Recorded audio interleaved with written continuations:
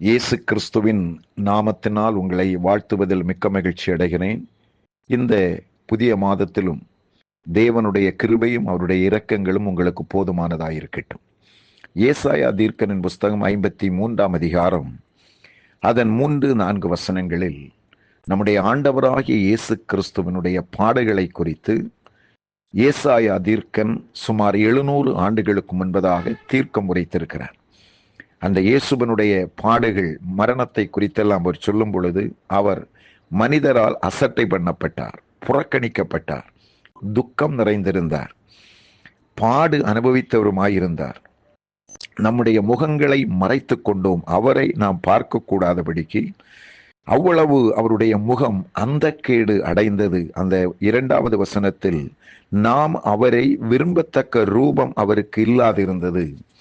அதே ஏசாயா 52ஆம் அதிகாரம் 14வது வசனத்தில், மனுஷனை பார்க்கலும் அவருடைய முகப்பார்வையும் மனுபுத்திரரை பார்க்கலும் அவருடைய ரூபமும் இவ்வளவு அந்த கேடு அடைந்தபடியினாலே அவரை கண்ட அநேகர் பிரமிப்படைந்தார்கள். அன்பு சகோதரங்களே, அந்த சிலுவையிலே தொங்கிக் கொண்டிருக்கிற இயேசுவின் சரீரம், அவருடைய முகத்தையே நம்மால் பார்க்க முடியவில்லை.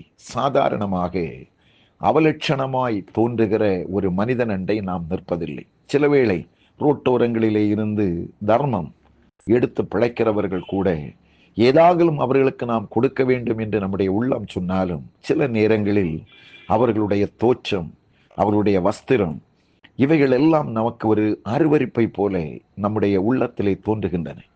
இயேசுவனுடைய சரீரம் நம்மால் பார்க்கக்கூடாத அளவுக்கு அடிபட்டு இருக்கிறது, நொறுக்கப்பட்டிருக்கிறது.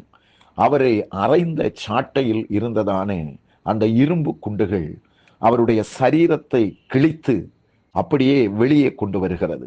அந்த கிழிக்கப்பட்ட அவருடைய மாம்சம், அவருடைய சரீரத்தில் இருந்து விழுகிற இரத்தங்கள், இரத்த துளிகள், அது நம்மால் கிரகித்து கொள்ள முடியவில்லை. ஐயோ, இயேசுவுக்காய் இத்தனை பாடுகள், நாம் அவரை பார்க்க முடியவர், அவ்வளவு அந்த கேடு, அவ்வளவு ரூபம் மாறி இருக்கிறாரே, அழகுள்ளவர், அருமையானவர், 10,000 பேர்களில் சிறந்தவர். சிலுவையிலே இந்த பாடுகள் எதற்காக? ஏன் அவரை என்னால் அந்த ரூபத்தில் என்னுடைய கண்களுக்கு நான் என்னால் காண முடியவில்லை? அவ்வளவு ஒரு அலங்கோலமாய் ஒரு யூத இளைஞன், இந்த பார்வையிலே பாருங்கள், ஒரு இளைஞன் அரைகுறை ஆடையாக இவ்வளவு காயப்பட்டு, துப்பப்பட்டு, கன்னத்தில் அடி வாங்கி நிற்கிற ஒரு மனிதனுடைய கதி. அன்புக்குரிய சகோதரனே, சகோதரி, பாடுகளினூடாய் கடந்து வருகிறீர்களா? உங்கள் இருதயம் காயப்பட்டு இருக்கிறதா? நாம் முதலாவது வாசிக்க கேட்ட அந்த அருமையான வேத வசனத்தில் 53ஆம் அதிகாரம் ஏசாயா 3-4 வசனங்கள். அந்த 4வது வசனம், நம்முடைய பாடுகளை ஏற்றுக்கொண்டு நம்முடைய துக்கங்களை சுமந்தார்.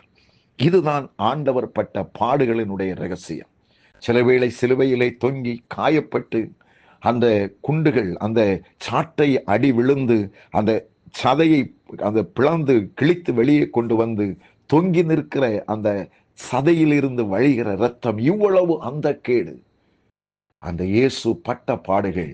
அருமையான சகோதரனே, அருமையான சகோதரி, நீங்கள் வாழ்வடைய வேண்டும் என்பதற்காக, நீங்கள் சுபிட்சமாய் வாழ வேண்டும், ஆரோக்கியத்தோடு கூட இருக்க வேண்டும், சமாதானத்தோடு கூட இருக்க வேண்டும். ஆகவேதான் வேதம் சொல்லுகிறது, நமக்கு சமாதானத்தை உண்டு பண்ணும் ஆக்கினை அவர் மேல் வந்தது, அவருடைய தழும்புகளால் குணமாகிறோம். இயேசு 53:5வது வசனம். அப்போ இயேசு கிறிஸ்து மூலமாகத்தான் ஒரு வாழ்வு உங்களுக்கு கிடைத்திருக்கிறது.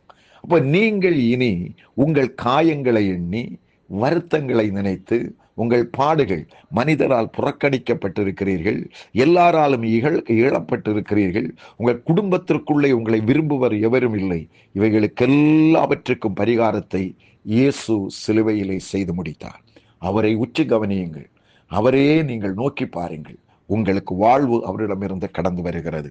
அருமையான சகோதரனே, சகோதரி, இந்த மார்ச் மாதத்தின் முதல் நாள் கர்த்தருடைய சமூகத்தில் உங்களை ஒரு விசை கூட ஒப்புக் கொடுங்கள்.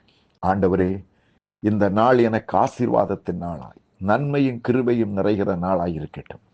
இந்த மாதம் முழுவதும் உம்முடைய அன்பிலே நான் பிணைக்கப்பட்டு, ஆண்டவருடைய சத்தத்தையே நான் கேட்டு, உம்முடைய சாயலையே நான் தரிசித்து முன் செல்வதற்குரிய கிருபைகளை எனக்கு தார். என் இதய காயங்கள், சரீரத்திலே வேதனை, என்னுடைய ஆவியிலே கலக்கங்கள், அனைத்தையும் நீர் சிலுவையிலே சுமந்தீரே. காயப்பட்ட இயேசுவினுடைய அந்த தழும்பிலிருந்து வருகிற வல்லமை என்னை தேற்றட்டும், என்னை குணமாக்கட்டும். ஒப்பு கொடுப்பீர்களா? நல்ல பிதாவே, இந்த சகோதரனுக்காக சகோதரிக்காக நன்றி. எங்களுக்கு சமாதானத்தை உண்டு பண்ண வேண்டிய ஆக்கினை, எங்களுடைய வியாதி, எங்களுடைய காயங்கள் அனைத்தையும் நீர் சிலுவையில் உடைய சரீரத்திலே சுமந்தீரப்பா. இப்பொழுதும் தகப்பனே, இந்த நல் வார்த்தைகளை கேட்டு இயேசுவை நோக்கி பார்க்கிற ஒவ்வொருவர் மேலும் உடைய கிருபை இப்பொழுது இறங்கட்டும். ஆண்டவருடைய தொடுதலை தம்முடைய பிள்ளைகள் பெற்றுக்கொள்ளட்டும். எப்படிப்பட்ட காயம் இதயத்தில் இருக்கிறதோ, அசட்டை பண்ணப்பட்ட அனுபவங்கள், புறக்கணிக்கப்பட்ட அனுபவங்கள், வியாதி, பலவிதமான இடுக்கண்கள், இவைகளிலிருந்து உம்முடைய பிள்ளைகளை இந்த நாளிலே நீர் விடுதலையாக்குவீராக. ஆண்டவருடைய தொடுதலோடு தம்முடைய பிள்ளைகள் முன் செல்லட்டும். எல்லா இருளின் ஆதிக்கங்கள் ஆண்டவரை வெளியேறட்டும். மெய்யான தேவன் அருளி இருக்கிற உண்டு பண்ணின சமாதானம் இவர்கள் குடும்பத்திற்குள்ளும் இவர்கள் உள்ளங்களுக்குள்ளும் இன்றைக்கு இறங்கி வரும்படிக்கு நான் செபிக்கிறேன். எல்லா தடைகளை ஆண்டவர் மாற்றுவீராக. இந்த நாட்கள் தம்முடைய பிள்ளைகள் உண்மையே சார்ந்து இன்னும் ஒருபடி கூட ஒரு அர்ப்பணத்தை தங்களுக்குள் எடுத்து மெய்யாகவே இயேசுவே என்னுடைய பரிகாரி என்ற நம்பிக்கையோடு முன் செல்வதற்கு வேண்டிய கிருபைகளை தருவீராக. நீர் அப்படி செய்கிறதற்காய் ஸ்தோத்திரம். நீர் மகிமைப்படும் இயேசுவின் நாமத்தில் பிதாவே. ஆமேன், ஆமேன். God bless you.